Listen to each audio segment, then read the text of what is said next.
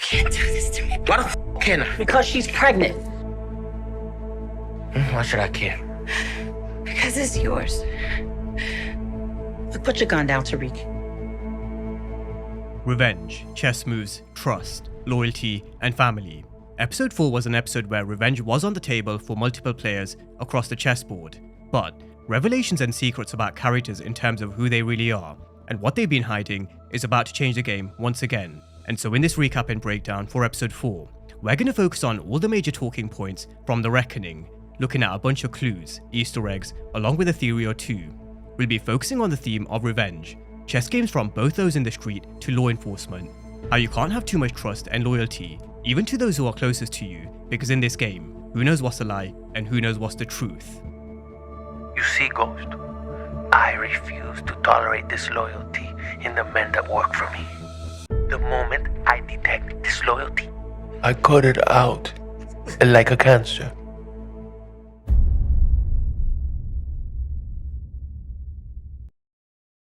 Now, this episode picks up during the same evening as Diana and Dru were exposed. After Pinky sent the Ring doorbell footage to Monet, the race was on to find them. Not only was Monet and Cane on the hunt, so was Tariq. He wanted to find Diana because now that Monet knew the truth, not only did it make it look more like Tariq was the one who was behind the trigger, it also put her one step closer into uncovering the truth around how Tasha was the one who was really behind the gun. And for Tariq, he also wasn't happy at the fact that Diana put Tasha in danger. We all know how much Tasha means to Tariq, what he's done to protect her, how he was there during every step of the way during her trial in Go Season 1, protecting her against Tommy, reuniting her with Yasmin and Grandma Estelle. Tasha means the world to him, and let's be real, Diana did deserve a bullet, but Diana's nowhere to be found, and soon after, in comes Cane and Monet. Monet thought that Tariq might have been the one behind the gun, because he initially thought she was the one who leaked Tasha's location. Oh, that's why you sent Tommy after my mother? Nigga, I don't know what the fuck you talking about. I have shit to do with that. However, Tariq says it how it is. Monet's own flesh and blood betrayed her, and she knew what needed to be done. And for a change, Cane actually agrees with Tariq. We know they haven't always seen eye to eye, but they were definitely on the same page when it came to their next move. Dru and Diana had to go. Now with Dru and Diana, they knew the walls were closing in, but both wanted to take a different approach. Diana wanted to come clean, whereas Dru knew what the consequences would be, just like they said at the end of season 3. And if she'd killed Cane, Dru was stopping her from killing us too. And had Diana not been pregnant, and without the intervention from Jeanette, who knows, the situation could have played out very different, but we are going to get there later on in this breakdown. At Stansfield, Tariq went to see Effie if she knew where Diana was. She also told Tariq something very similar to what Ghost once told Tariq back in Power. Sometimes the people that you trust the most can turn on you with no warning. The game that Tariq is in, you can't count on trust or loyalty, and well, if we're going to be totally honest, Tariq did make a huge mistake. He should have seen the betrayal coming from the Tejadas because he knew who they were, especially considering Diana has betrayed him before. So, Effie certainly was right, and I think in this moment, Tariq knew he should have known better, especially with what he's been through. I also feel like this conversation extends to what we saw play out later with Brayden. Him pillow talking to Elle will just reaffirm Effie's point. Now, as Cane began to put the wheels in motion in the street, Diana and Dru made their way to this motel, where you could clearly tell neither of them were thinking straight, which also led to a huge mistake. Instead of paying with cash at the motel, they used a card, which Monet traced straight back to their location, and Monet really was on business. After she got their room number from the owner of this motel, she confronted Dru and Diana. Now, I do think it is worth looking at both perspectives of this particular situation. Dru and Diana may have betrayed Monet, and what they did is of course unforgivable. However, it's ironic that Monet is confronting them about trying to take their life, when, for majority of their lives, that's all she's ever done. She raised them in the game, took their futures away from them, controlled them, manipulated them, and lied to them. She manipulated Dru into getting rid of Gordo, lied to them about Zeke, and to top it all off, she had their father Lorenzo killed. And that's the point Dru was trying to make. Monet isn't even close to being a good mother, and the flashback that we saw later on in the episode really did home in on Dru's message. We can also argue, she might have just cemented her place as the worst mother in the Power universe, but as Monet put the gun to Dru's head, Diana pushed her away and they made their escape. Now, where we saw Cane conflicted in whether he should pull the trigger at the end of 403, this time he did, because family or not, he couldn't let this betrayal go unanswered. Now the following morning, Dru drops Diana off to Salim's, while Dru heads to a dead drop location the Tejadas have located around the city, something we knew Ghost and Tommy used to have as a failsafe, just in case. over at Stansfield, Tariq was still trying to track down Diana, and this time, he reached out to Pinky, low-key one of the MVPs of Ghost Season 4. Whenever Tariq's needed shit handling, Pinky's been on hand, and again, perfectly positioned. But while Tariq was busy plotting his revenge, Brayden was left in charge of getting their operation up and running. Now with Brayden, this is where he's beginning to enter very dangerous territory. He is putting the wheels in motion to get his and Tariq's operation up and running using Stansfield's new group, and we all know how he knows how to throw a party. We've seen him do it before in Season 1. However, not only is he continued to get high on his own supply, he's also beginning to pillow talk, very similar to how Tommy once did with Holly back in Power. Ghost did that thing we talked about, so I'm all good now. Who's Ghost? So, it does seem like the writers are playing on the similarity between both Tommy and Brayden, even though we know Brayden isn't cut from the same cloth. He reveals to Elle what the real intention is behind helping their group. Now, some of you may remember I raised the point of how something just seems off about Elle. The moment Brayden met her in 402, the first thing she said was her dealer was out of town. And I do find it strange that Brayden's all of a sudden got a love interest who's into powder. She's asking all these questions, he's pillow talking, and let's not forget, Tariq mentioned in 403, no more secrets. So, I personally feel Elle can't be trusted, and Brayden revealing how they intend to move their product is going to cause a huge problem with Tariq, just like it did with Tommy and Ghost. Ghost always warned Tommy don't mess with the merchandise, because he knew what he was like. So, I wouldn't be surprised if we see something similar, because there are a lot of similarities to Power Season 3, and also the relationship between Ghost and Tommy to Brayden and Tariq. With Dru, as he gets to the dead drop location, he realizes the bag is empty because Cane's got there first. Now, Cane and Dru have had their issues which date all the way back to Season 1, but one of the main issues stems from how Cane has always been treated, especially after Lorenzo came out of prison. All Cane's ever wanted is to command respect beyond fear.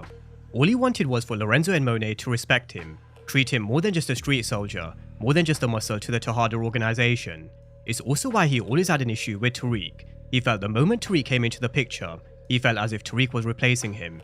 That's why he always naturally gravitated to whoever gave him respect and a sense of belonging. Nomar is the latest example, but in previous seasons, it was Mecca. You ain't done shit. Now he wants to cut me out the middle? He does that, he no longer needs me. Now why the fuck would I play myself like that? The fact that Lorenzo came home and made Dru his number 2, it hurt Cane, especially because Lorenzo told him during this particular visit, when the time was right, he would be the one to take over. Lorenzo lied to him. However, what Dru said isn't wrong either. How does Monet get a pass for all the things she's done, especially to their father? And I do think the reason why Cane is so forgiving with Monet is because they have a special bond that nobody knows about, something which I wouldn't be surprised to see in a flashback, which makes us understand why Cane and Monet have this bond. Why Cane is such a mama's boy, it is definitely something I do feel will be explored in a bit more detail. But this is where Dru gets the drop on Cane, and in this moment, I think we can all agree, if he didn't pull the trigger, Cane would return and do what needed to be done. Even though later on he was told to stand down, I do still feel there is unfinished business between the two, and Cane will eventually get his revenge, but for now, Nomar had a job for him. Now with law enforcement, we saw Kamal Tate pay a visit to Detective Carter. He'd been conducting his own investigation on Marcus Zion Washington. He spoke to Roman Price and found the connection back to Zion, someone who he met back at the Fight Club in 403. He found out that he's a mid-level hustler, supplying multiple organizations across 3 boroughs of New York. However, I personally believe what followed should tell us everything we need to know about who Carter is. He told Tate about a story of what happened to one of his best friends who stepped out of line in his home, and he warned Tate of the same. This was his investigation, his task force, his case, and he was going to deal with it the way he sees fit. However, the reason why I believe Carter wanted Kamal Tate to focus on the Tejadas and Tariq, and the reason why he was pushing Tate down the direction of Tariq St Patrick, is because I believe Carter is the one who could actually be the big connect above Zion. I find it very strange that Carter wasn't able to get any info from Roman, but Kamal did. Carter certainly isn't a stupid law enforcement officer, he means business. He can smell bullshit from a mile away, we saw it with Tariq in 402, so there's definitely a reason why he was pushing Kamal Tate away from a very good lead. I also feel like Kamal Tate could be someone who could very well find himself in danger, especially if he continues to stick his nose in Carter's business. You could tell, he looked at him thinking, something doesn't add up, and I do feel considering Tate is very straight by the book, someone who's able to connect the dots like we saw in Season 2, he could very well start to uncover some very dark and buried secrets of Carter's. But if he does, he'll be entering some dangerous territory with a dangerous man, who I still feel is a bit of a mystery.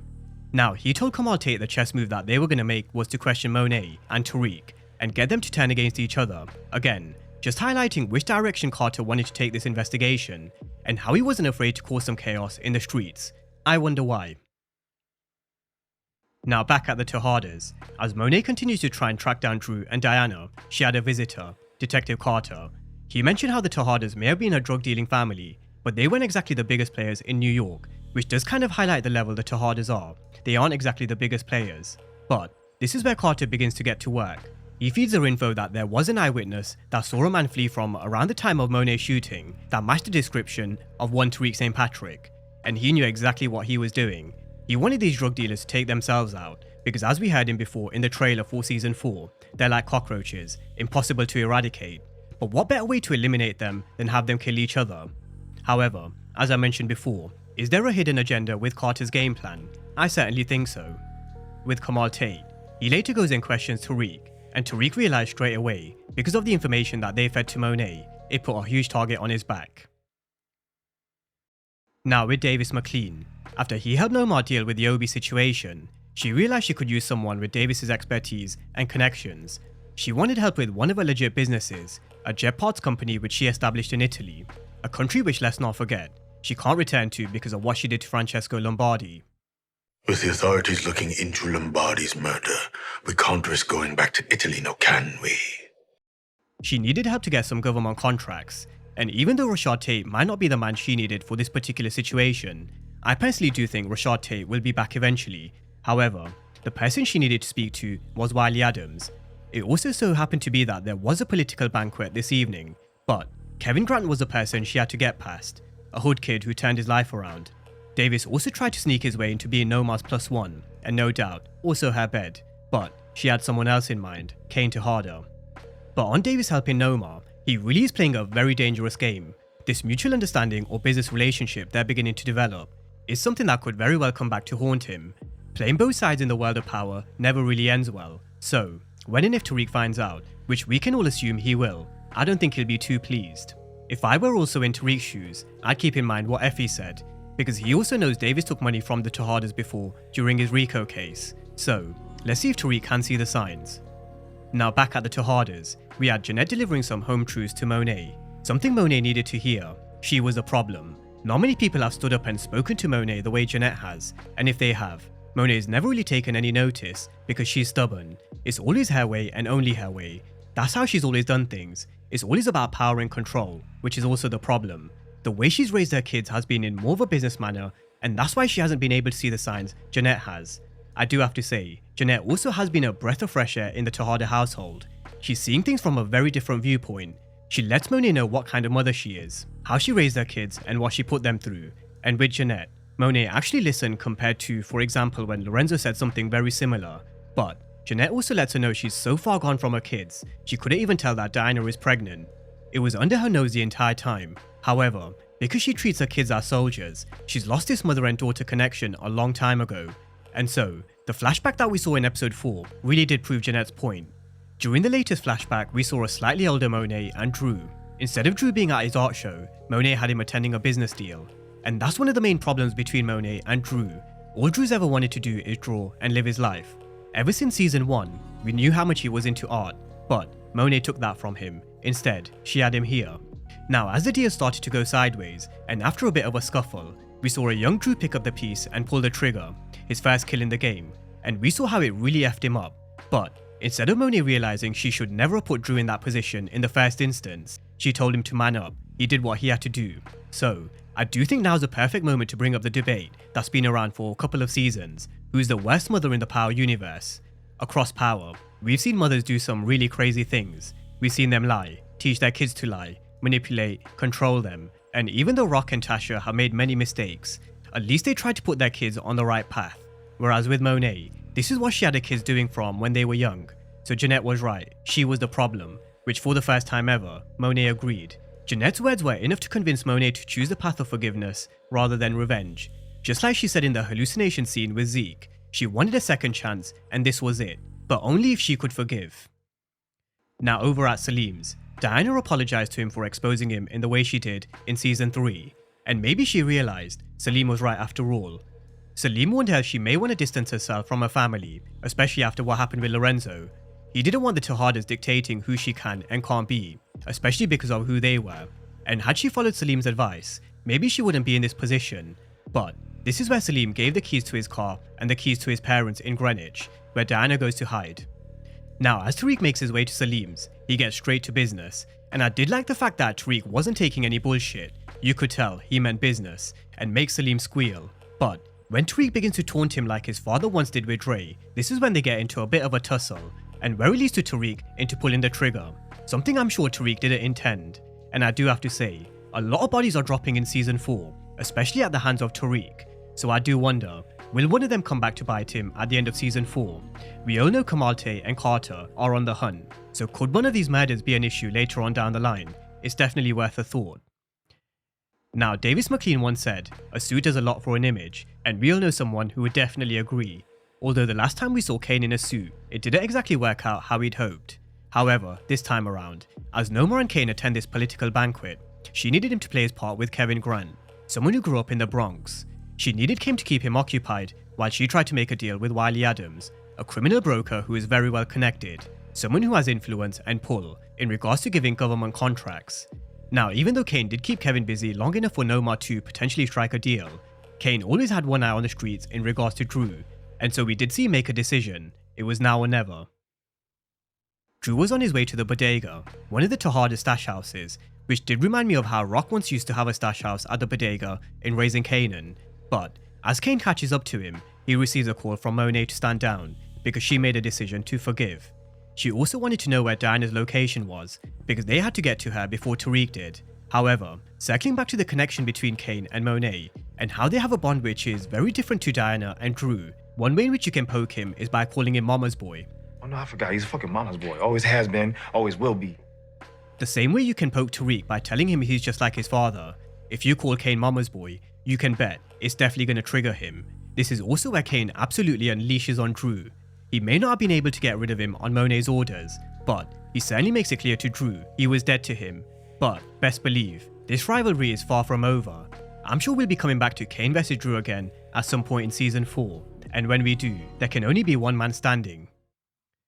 Now, with Monet getting the address of where Diana was, the race was on. Was Monet going to be able to get to Diana first, or would Tariq? We always knew Tariq would catch up to Diana at some point, and as he held her at gunpoint contemplating whether he should pull the trigger, Monet came in and dropped a huge bombshell. Diana's pregnant, and the baby is Tariq's. News which really is about to turn Tariq's world upside down. But as Monet and Tariq point their guns at each other, Monet still believed that Tariq was the one who pulled the trigger, but offers him a deal which in that moment he couldn't refuse. Monet was giving him a pass if she stops coming after Diana and Dru, and in that moment, I do think Tariq had to take it to stop any of this getting back to Tasha.